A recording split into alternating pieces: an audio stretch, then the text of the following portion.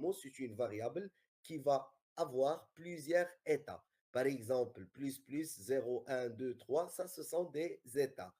Moins 1, moins 3, moins 4, ce sont des états. Alors maintenant, comment on va modifier cette variable? Alors bien sûr, dans ce cas-là, on va utiliser notre bouton. Alors ici, quand vous voulez utiliser les boutons, bien sûr, on va travailler avec le Bootstrap, bien sûr React Bootstrap. Alors on va utiliser par exemple bouton. Alors voilà, l'élément bouton. Alors ici, on va tout simplement demander quand l'utilisateur clique. Alors ici, c'est ça, c'est un événement. Alors pour appeler cet événement au niveau de bouton, on va faire quoi? On va tout simplement demander l'attribut en clic. OK? Égal. Et entre les accolades, alors voilà. Et entre les accolades, ici, tu peux tout simplement mettre une fonction. OK? Ça veut dire, tu peux tout simplement dire, quand l'utilisateur va cliquer ici, tu vas mettre quoi? Tu vas appeler cette count, la méthode set count.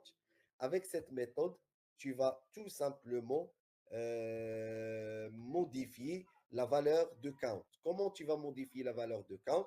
Ça veut dire que tu vas mettre count plus 1, tout simplement. Alors, tout simplement, comme ça, quand l'utilisateur va cliquer sur plus, il va exécuter cette méthode, il va avoir la dernière valeur de count et il va incrémenter tout simplement la valeur de count et automatiquement la valeur de le composante sera tout simplement mettre à jour sans toucher la DOM. Alors comme ça, la philosophie tout simplement d'uses state. Alors on peut dire que tout simplement que les hooks, il nous permet tout simplement d'éviter de créer des classes, tout simplement en JavaScript. On peut dire que les hooks, tout simplement, c'est l'équivalent des classes écrites dans l'ancien syntaxe de JavaScript.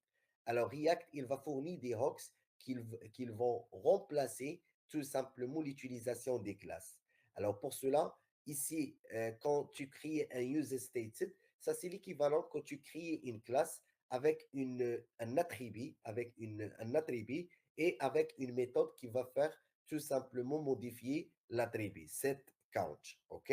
Alors, quand tu travailles avec l'orienté objet, tu vas déclarer la classe, tu vas déclarer count comme attribut et cette count, tu vas déclarer comme tout simplement comme une méthode. Alors, pour cela, je peux dire que tout simplement, l'apparence des hooks au niveau de React, il nous permet tout simplement d'éviter l'utilisation des classes. Alors, l'utilisation des classes, tout simplement, ils perdent beaucoup de temps pour écrire beaucoup de code pour manipuler les classes. Tout simplement, c'est quand tu travailles là-dedans, c'est vraiment, c'est un peu difficile pour gérer un DOM avec la méthode traditionnelle de JavaScript, ça veut dire avec des classes, etc. Alors, pour cela, j'ai dit que parmi les points forts de React, c'est les hooks. Alors, voilà tout simplement une présentation sur les hooks user stated, la déclaration, comment l'utilisation et comment associer avec la DOM. Alors, est-ce que vous avez des questions avant de passer, de travailler des cas pratiques? Lors de cette formation, on va tout simplement travailler avec la bibliothèque React.js. Ça veut dire quoi travailler avec le React.js? Bien sûr, au fur et à mesure de cette formation, on va travailler tout simplement ce qu'on appelle l'UA. Alors, l'UA, c'est tout simplement l'abréviation U, c'est tout simplement, c'est user, voilà. Alors, voilà, user. I, c'est la signification de interface. Voilà.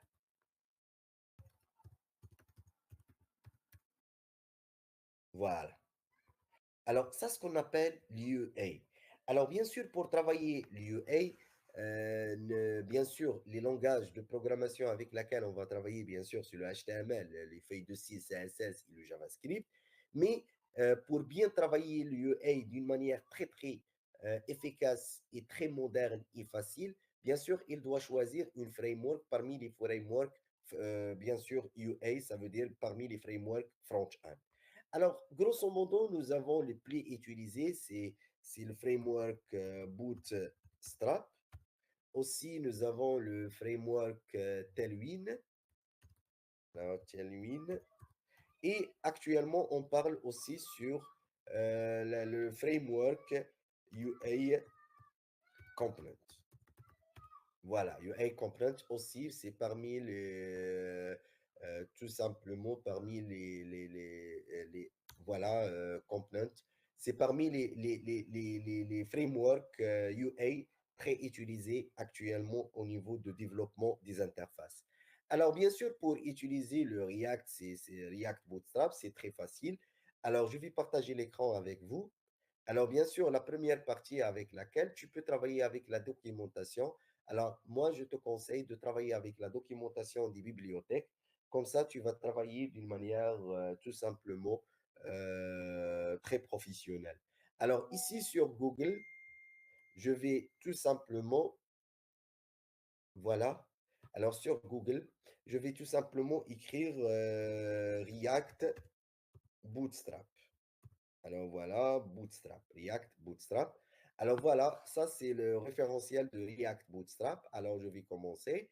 Alors bien sûr, au départ, il vous propose tout simplement comment utiliser cette framework. Alors bien sûr, ici, il veut donner tout simplement ici la commande pour installer la framework Bootstrap, c'est l'ancien framework et aussi le framework React Bootstrap. Alors, via cette commande, bien sûr, on va taper cette commande au niveau de l'invite de commande, au niveau de notre chemin. Et après, il va démontrer comment tu peux tout simplement utiliser. Alors, par exemple, si vous voulez, par exemple, utiliser une bouton, tu vas importer soit avec cette manière, soit avec cette manière.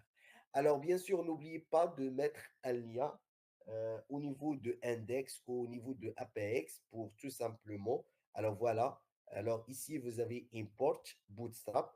Alors bien sûr, ici, tu peux intégrer au niveau de app CSS comme j'ai fait moi. Alors pour moi, j'ai tout simplement intégré au niveau de la fonction principale app.jsx. Voilà, j'ai intégré ici. Et bien sûr, j'ai déjà bien sûr installé la bibliothèque.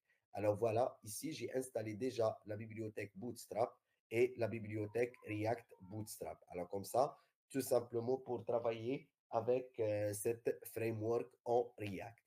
Alors voilà, je vais commencer tout simplement par, tout simplement par créer une composante. Alors je vais créer, nommer par exemple compteur. Alors voilà, compteur. Voilà, pardonnez-moi. Voilà, compteur.jsx. Alors voilà, pardonnez-moi.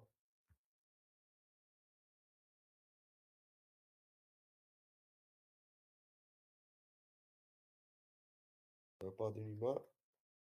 Je vais juste changer. Voilà. Alors voilà, point GSX. Alors voilà. Alors ici, je vais utiliser bien sûr l'abréviation LAPS. Alors bien sûr, ici, pour utiliser les abréviations, s'il vous plaît, tu vas installer tout simplement l'extension ici. Tu vas installer l'extension ES, voilà, 7 React. Je pense que c'est voilà, c'est ES7 React. Alors tout simplement quand tu installes, c'est pas lui, c'est ça tout simplement, voilà. React natif, ok? Alors ici quand tu installes tout simplement cette extension, tu vas travailler tout simplement par exemple pour créer une composante. Alors ici, je vais tout simplement dire voilà l'apps et automatiquement, il va insérer l'importation de React. Il va aussi créer la fonction compteur et aussi il va créer un exemple diff et l'exportation aussi. OK? Alors, bien sûr, je vais commencer, voilà, je vais commencer à créer tout simplement un UA. Alors, pour cela, je vais utiliser le Bootstrap, React Bootstrap. Alors, bien sûr, ici, je demande tout simplement les layouts et je demande les grids. Alors, voilà, ici, je demande tout simplement. Alors, ici, je vais travailler avec les containers, les rails et les cols. Alors, pour cela, je vais copier l'importation. Alors, ici, il va bien sûr copier l'importation et par la suite, tu vas utiliser tout simplement les balises HTML. Voilà, comme ça. Voilà. Alors, je vais utiliser tout simplement comme ça. Alors, voilà, comme ça, je peux utiliser un container, OK, pour tout simplement, c'est la classe container. Et j'ai créé une ligne avec la balise row. Et après, j'ai créé une colonne. Alors, tout simplement, pour moi, à l'intérieur de notre colonne, alors, première chose, je vais dire que je veux cette colonne XL par exemple, voilà, 12. Alors, ça signifie quoi? Ça signifie que je demandais tout simplement, je demande une colonne qui va occuper, pardon, SX, voilà, égale à 12, pardonnez-moi. Alors, voilà, ici, j'ai tout simplement, voilà, vous avez ici sur le référentiel, vous avez ici comment adapter tout simplement le nombre, voilà, comment adapter le nombre de colonnes occupées par cette colonne, soit au niveau de XL, par exemple, ici XL, je vais tout simplement demander ici le XL, pardon, ou XS, pardonnez-moi. Alors, XS, je vais demander par exemple 12. Ça veut dire il va occuper tout l'écran. Alors ici, je vais faire quoi? Je vais créer tout simplement une division. Voilà. Et à l'intérieur de la division, je vais créer des boutons. Alors pour cela, je vais demander à Bootstrap des boutons. Alors voilà. Alors ici, au niveau des components, nous avons les boutons. Alors ici, je demande tout simplement le Bootstrap. Il code les boutons dans la balise bouton. Alors je vais copier l'importation. Je vais les coller ici. Voilà. Et après, je vais tout simplement, alors ici, tout simplement, le Bootstrap, il propose un ensemble des boutons avec des couleurs, euh, tout simplement avec des couleurs différentes. La différence ici entre le Bootstrap et le Bootstrap React, c'est tout simplement en Bootstrap, tu vas déclarer classe, l'attribut classe, et à l'intérieur, il doit déclarer la classe BTN, BTN primary. Alors ici, non, tu vas tout simplement écrire la balise bouton et au niveau de variante, tu vas changer les variantes comme vous voulez. OK? Alors, je vais mettre copier. Voilà. Et je vais coller au niveau de division. Voilà. Et après, je vais tout simplement importer d'autres rouges, par exemple. Voilà. Voilà.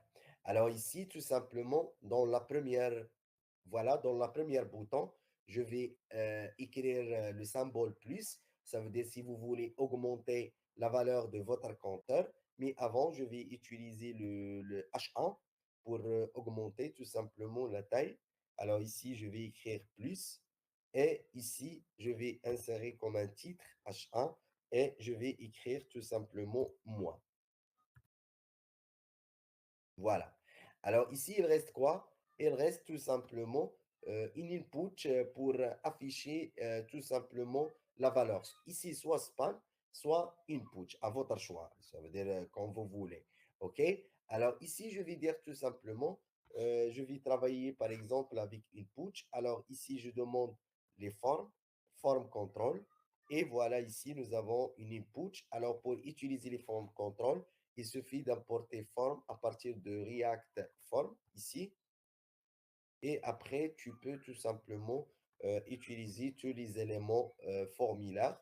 Alors, par exemple, ici, je demande tout simplement une input. Alors, la différence ici entre les deux, que tout simplement, le React Bootstrap, il utilise tout simplement form.group, form.label, form.control. Par contre, au niveau de tout simplement, au niveau de React normal, la version 5.0, alors, tout simplement, ici, tu vas utiliser label. Après, tu vas utiliser l'attribut classe égale Après, tu vas importer les classes.